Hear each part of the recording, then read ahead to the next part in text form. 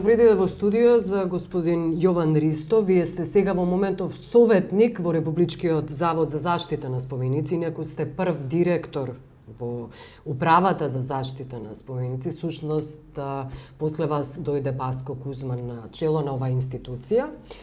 И токму сте релевантен за темата кражбите генерално и последната кражба која се случи во Македонија, во Музеот на Македонија, каде што исчезна голем број на музејски дела, предмети, така се нарекуваат, нели, културни добра. Имате ли објаснување како е можно постојано да има кражби во овој случај со Музеј на Македонија, иако се тврди дека има агенции за осигурување? Добро, проблемот со кражбите не е нов, барем и кај нас, а и генерално во светот, во делот и на општите материјални добра, но и особено за културните добра. Проблемот е на организирањето. Секоја држава, секоја општество, секоја институција има правила на кои се тоа треба да биде организирана. Прашање е на почитувањето на стандардите. Во кој смисол организирање? Во смисла на внатрешни правила на управување со ризиците, генерално земено, кој ракува, кој има пристап, кој е движењето на предметите, каква евиденција се води, каква документација се води. Тоа е интерните правила кога збориме за институциите, за музеите. Велите дека не се добри правилата во македонските музеи? Правилата се добри, проблем е почитувањето, односно непочитувањето на правилата. Се плашам дека и во последниот случај со Музеот на Македонија, не сакам да преодицирам ништо, нити некого да обвинувам, но чинам дека има тука проблем со ажурноста, со професионалноста во водењето на евиденцијата и во ракувањето со предметите. Кој врши контрола на таа евиденција во тоа ракување, обезбедување? Министерството за култура, заради тоа што сега пратија инспектори од токму оттаму. Прво има правила кои важат за самите музеи и кои се должни во одреден период на секои 5 години да вршат ревизија, токму со таа цел да видат дали е се на своето место и во каква состојба се наоѓа. На секои 5 години. Не би било ли добро еднаш годишно? Никој не ги спречува тоа да го прават и годишно или неколку пати во годината, воредно како ќе оцена. Тоа е обврска на самите институции, на самите музеи. Независно од тоа, хиерархиски, Управата за заштита на културно наследство има специјалено тело, инспектори за културно наследство, кои меѓу другото имаат обврска да вршат надзор и на тоа дали и како музеите ги водат евиденциите, документацијата, каде се чуваат тие предмети, во какви услови, кои мерки се преземаат, кои се опасностите. Во случајот со Музеј на Македонија, кој ја има вината? Кој бил одговорниот за имплементирање на сите постоечки регулативи кои ги споменавте? Директорот ли директорот ќе има ли ингеренциите? Не, директорот генерално како и во сите други работи е главниот командант, нели, наредбодавач. Тој е правен застапник на куќата, без друго тој одговара за се што се случува во куќата. Меѓутоа, внатре во систематизацијата, хиерархиската подреденост на куќата, мислам е така поставена да секоја збирка има свој кадар, свој кустос одговорен. Сеедно дали се вика раководител, советник, кустос или кое звање го има. И тие се должни да ги чуваат тие се одговорни, одговараат за збирките. И таму кај што ги чуваат, тие располагаат со клучевите. Без нивно знаење не може никој да влегува или да располага. Значи директно може вината да се впери кај кустосите? Па без друго не може да избегаат кустосите. Ја не знам кои се тие колеги, како тоа е тој систем на задолжување нивни, меѓутоа кустосите прво се они. Тие се прво одговорни, а сега прашање и како е бил регулиран режимот на влегување во депоата, особено во трезорот, затоа што имате депоа кои не се обезбедени по систем на трезор, каде нели има специјални услови. Се не знам во случајот дали се работи за предмети кои се чувале во трезорот или се чувале во, како ги викаме, обичните депоа, или пак походници биле чувани. Тие детали не ми се. Трезорот, што значи трезор? Метална врата, специјално влегување, специјална контрола, не може секој да влезе, специјални микроклиматски услови, таму се чуваат највредните предмети. Добро, и сега за која сума велите вредни предмети постојано се говори за вредност? Никому не му е јасно што значи тоа. Не, вредност едно е комерцијална, кога се тоа оди на продажба. Во аукцијските куќи имате каталог и има проценители кои утврдуваат материјална, финансиска вредност. Да. Меѓутоа, овде во нашиот случај не станува збор за тој вид на вредност, станува збор за археолошка вредност, ако се тоа археолошки. Како културно наследство, генерално. Како културно наследство. Тоа е сведоштво за едно минута. Тоа содржи свијасет информации, една обична обетка или еден прстен, или во зависност од тоа во техниката на изработка, од кое време потекнува, од која работилница, или може да содржи многу значајни информации кои се и за националната, но и за општата историја и култура. Практично се бесценети. Па, затоа и се избегнува и не е многу популарно да се зборува за пазарна вредност на тие предмети, иако знаете, нели, и во антикварница, ако појдете за одредени категории предмети, има цена. На аукција, ако се јавите, таму ќе надавате, нели, ако веќе нешто дојде до тој степен или да се продава, но овде во случајот станува збор за нешто што е дел од националното културно наследство. Тоа не може да биде на пазар без знаење на државата, ако државата тоа не се откаже или не знам, има некои причини да подарува нешто. Тоа се специјални правила, но за тоа во друга пригода можеме да зборуваме. Да. Добро, во мај имавте изјава односно интервју за Нова. Изјавивте дека во Македонија се украдени на 12.000 вредни археолошки предмети. Да, тоа се податоци до кои јас сум со оглед дека се бавам и со таа проблематика, чисто со оглед дека пишувам теоретски, мора да спроведам и одредени истражувања, тоа се податоци до кои јас сум дошол и проценки. Вие лично? Јас во соработка со компетентни луѓе од одредени бранши. МВР нема воопшто сознание за ова? Не знам, не ми е познато дали и колку ќе имаат сознание. Судејќи по тоа дека јас ја правев реконструкцијата на украдените икони од 60 до 91 година, а моите податоци од таа студија ги превзеде МВР, по тоа судам дека они немале евиденција, тоа не било предмет на нивна евиденција. Имате ли тогаш документ за 12.000 вредни археолошки предмети? Да ги покажете на јавноста и кажете овие предмети се украдени? Тоа е проблем, клучниот дел. Ние имаме информација каде не станало, каде исчезнато, во кое време, а негде не имаме екзактни податоци за предметите, што во меѓувреме по некој повод биле документирани, макар и црно-бела фотографија, или се споменуваат во текст во литература, како такви, меѓутоа на лице место ги нема во јавните збирки, значи се констатира дека тој предмет е исчезнат, го нема. Како може да се дознае дали можеби се дел на приватни колекции?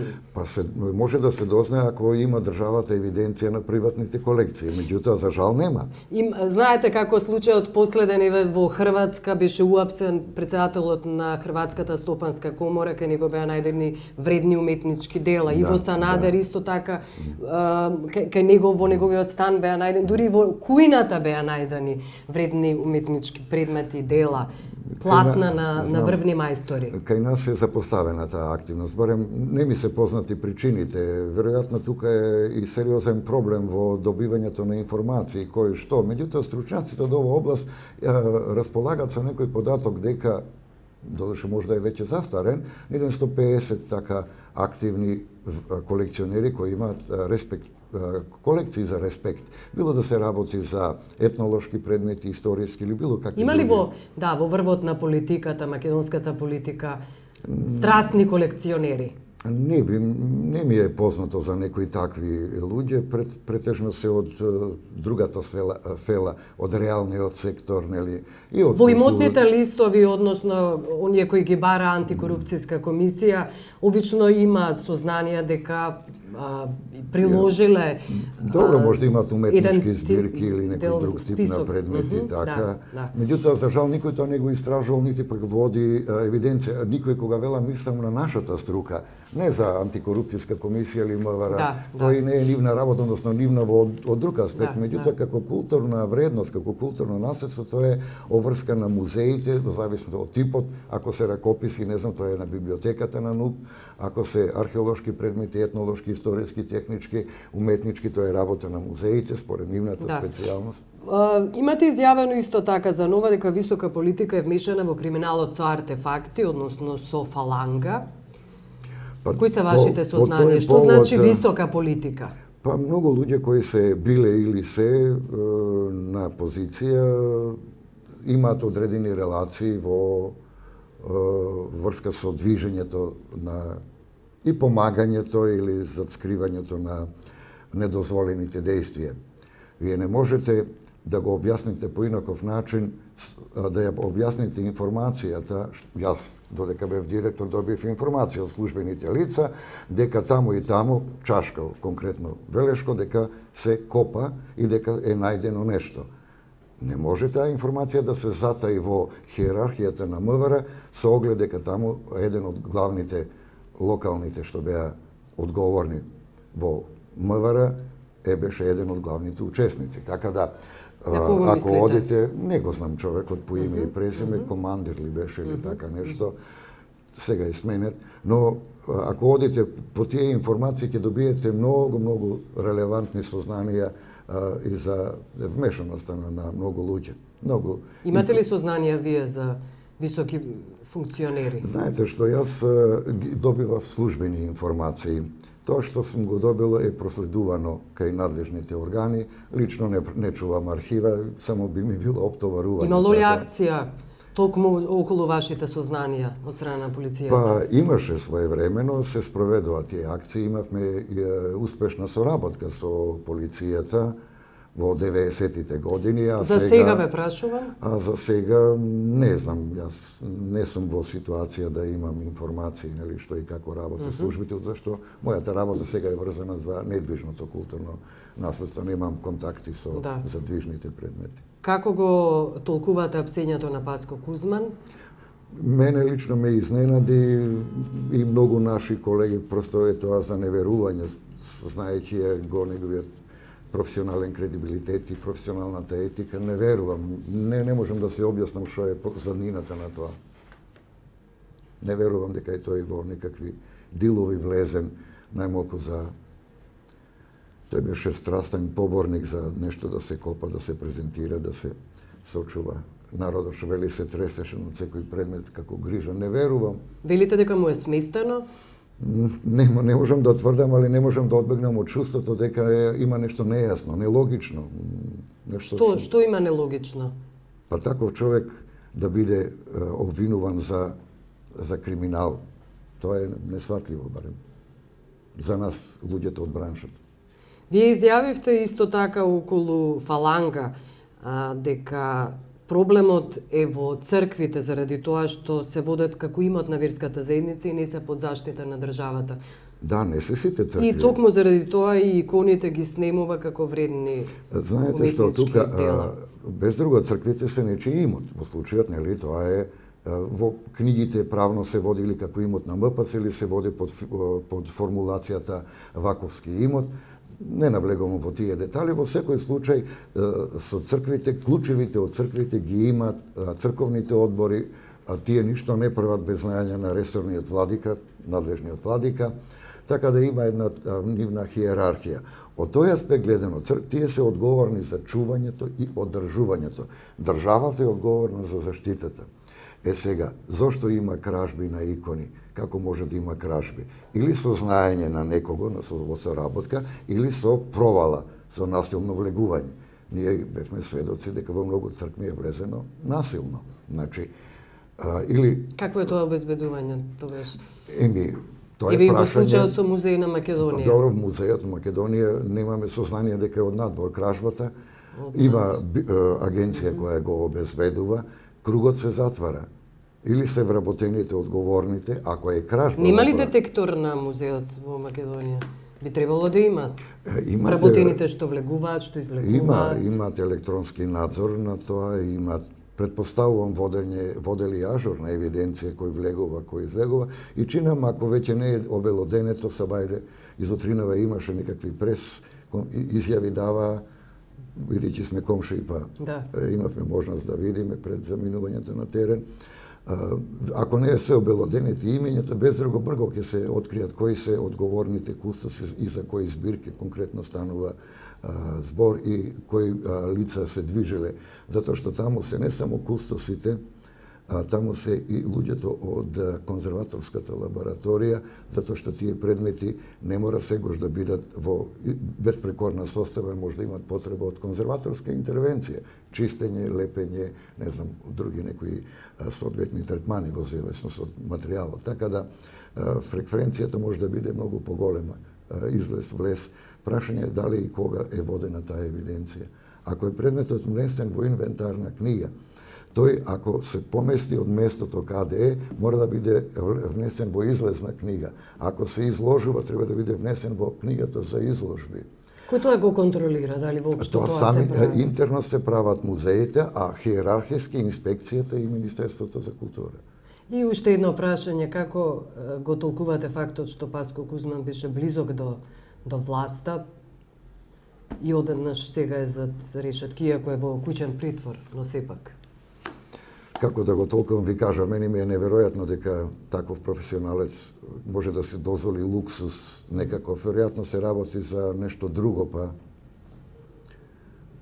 не би можел, не би сакал да шпекулирам. Ви благодарам што бевте гост.